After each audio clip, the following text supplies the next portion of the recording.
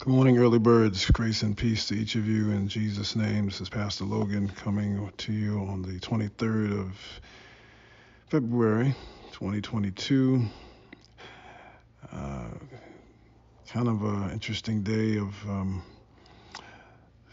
celebration and sorrow mixed within the mirror of this miraculous moment where God brings us into seasons that are sometimes a little rocky.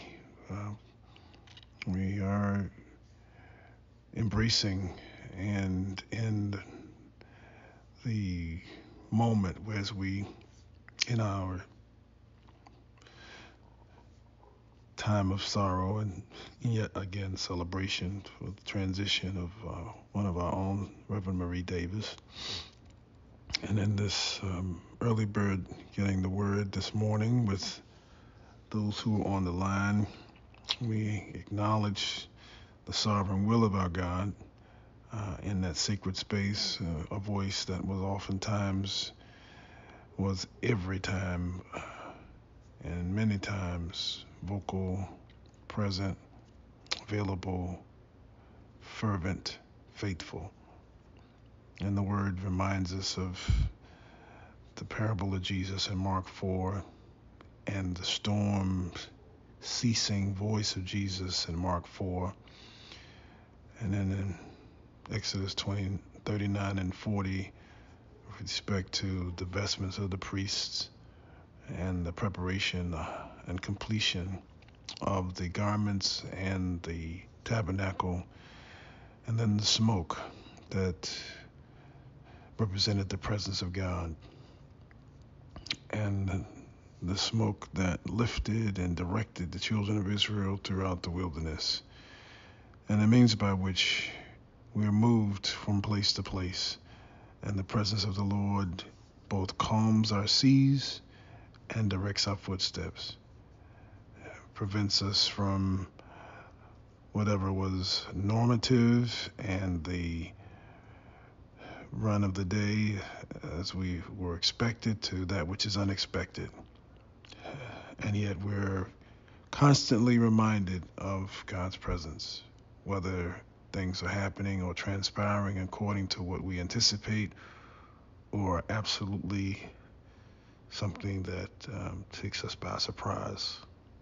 Our God is not surprised, but God gives us comfort in the sense of demonstrating before us who God is.